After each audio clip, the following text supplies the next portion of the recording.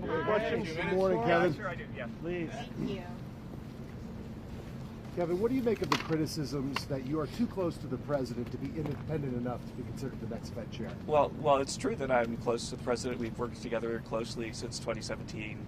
I think that the idea that being close to the president and serving the president well disqualifies someone for any job just doesn't make any sense to me. How concerned are you the unemployment rate keeps rising? Well, the other thing that rose was labor force participation.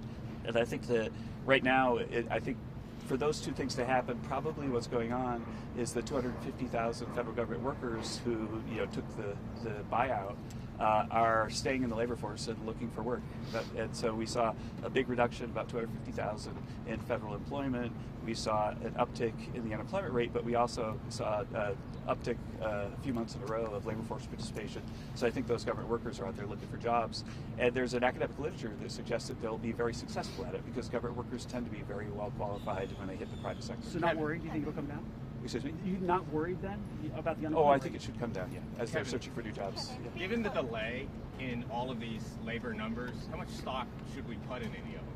I mean, is this a realistic look at what the economy is right now? We need to get a BLS commissioner that revisits how the data are calculated.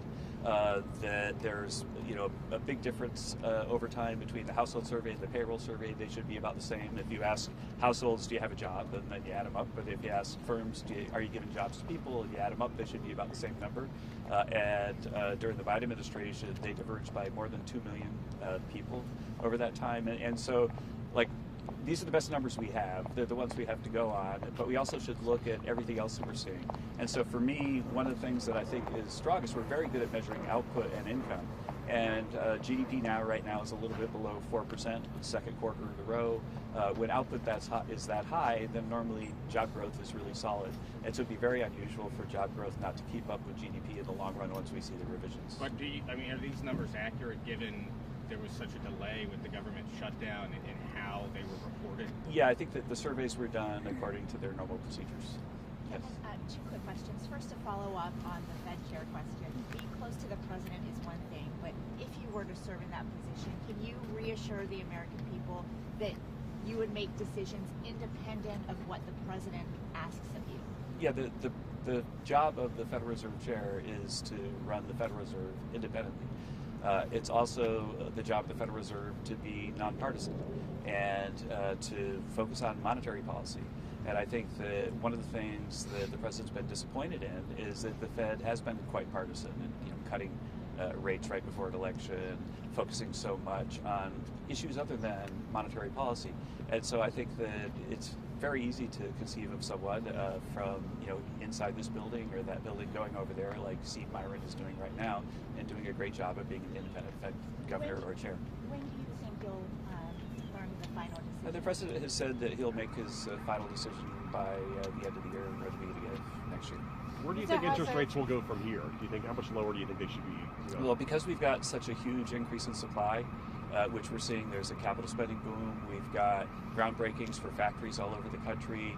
We've got plans to increase power generation that's unlike anything I've ever seen, like maybe in the next 5 years, getting as much new power online as we've done over the last 20 or 30 years.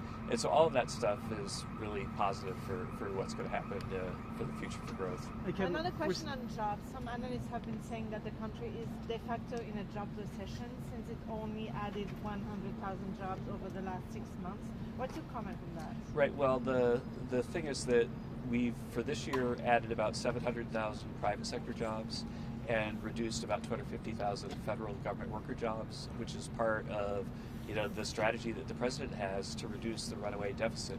And so the deficit this year is looking like it's going to be $600 billion lower than it was last year, which would give you about $7 trillion, $8 trillion in savings over a 10-year period if it were to stay like that. And so that's really, really good for the long-run health of the economy.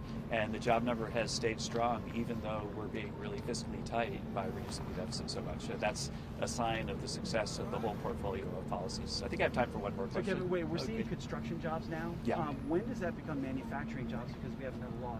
Well, they have to finish the building. Right. But, When do you think? What's the time frame? 6 months? Yeah, 6 months. You think first, second quarter? Yeah. You'll That's start to see right. the manufacturing jobs sort of kick That's out? about what it should be, yeah. Thanks. Okay, thank you guys. Thanks. When are you aiming to get those stimulus